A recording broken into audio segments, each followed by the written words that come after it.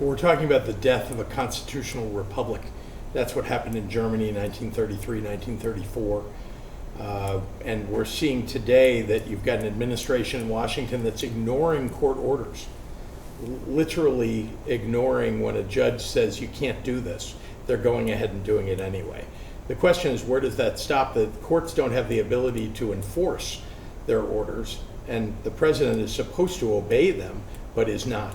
So this is just one piece of a very long story that's developed over the last 6 weeks of the ignorance of constitutional norms and indeed disobeying the Constitution, announcing that we're going to do away with birthright citizenship. That's been established. Well, it's in the Constitution, for goodness sakes. So I really think people need to wake up to what's happening in Washington. And I felt like, based on my own experience, I led the building of a Holocaust museum. I worked with Holocaust survivors for a decade to open that museum. I know what happened day by day almost that led to the Holocaust. And I'm not suggesting that's exactly where we're going, but I know what happened in the early 30s with the death of the German democracy, and that could happen in the United States. And what do you think would result? I mean, obviously, it is important for us to be upholding norms, and obviously, if the president is told by a court, you can't do that or whatever, he has the right to appeal it, but he doesn't have the right to ignore it. Where do you think this ends? Well, that is the question. The question is, will people wake up? Will people show up to protest, to make sure that their representatives understand that they can't go along with this? This is literally the end of the republic as we know it.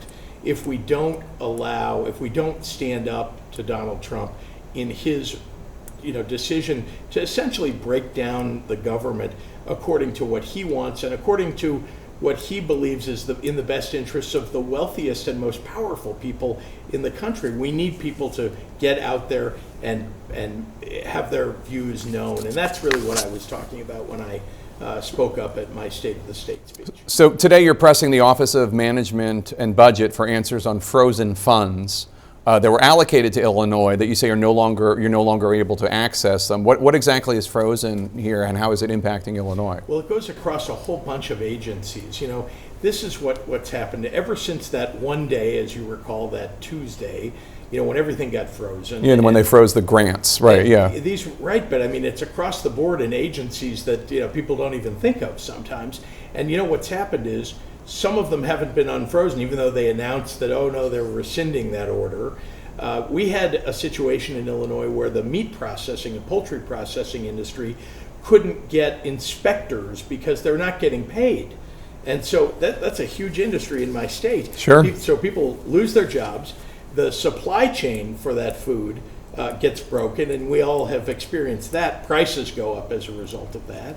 And then, there's the danger of contamination in the food if you don't have those inspectors. These are the kinds of things that, people like Elon Musk don't understand. And frankly, it doesn't seem to affect them. I'm sure he's probably got a taster for his food. The fact is that he doesn't care about any of these things that affect average Americans every single day.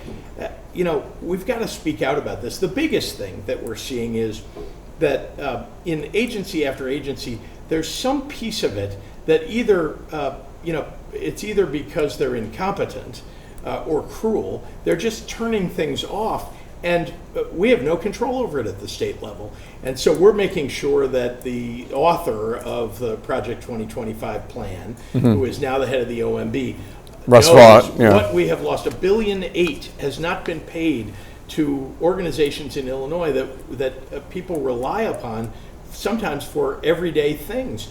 And this is happening in all 50 states, I guarantee. We just happen to have added it all up. So what do you say? The answer from Elon Musk would be, there's a lot of fraud, there's a lot of waste, there's a lot of abuse, there are people being paid who aren't even showing up to work. We're getting rid of the fat, we're getting rid of low performance employees. What's your problem with that? Look, we're all in favor of getting waste, fraud, and abuse out of the budget, right? And not paying for waste, fraud, and abuse. But this isn't how you do it. Shutting down programs entirely is not how you do it. In fact, it's very hard to root out waste, fraud, and abuse. You got to work on it every single day, and it's in the details. It's not in programs where you just shut them down and, hey, I got rid of a bunch of waste. The greatest example of this is, of course, that they want to shut down Medicaid, the expansion of Medicaid. 700,000 people in my state depend upon that, right? Something they've been depending upon for many years. All of a sudden, 700,000 people may lose their health care. Now, they're saying, oh, well, there's waste, fraud, and abuse in Medicaid. Well, that's not how you get rid of the waste, fraud, and abuse. You don't take away people's health care. You work on it every day, and it's in the details. It's in the, the kinds of things that get spent in the agencies, in the departments, within the offices, within a department. It isn't like shut the whole thing down and, hey, we've done away with. There's no line in a budget, by the way, that says waste, fraud, and abuse. Let's cross that out. Right. All right. Thank you for watching. Make sure you subscribe to our YouTube channel and be sure to watch more videos from Fox Illinois.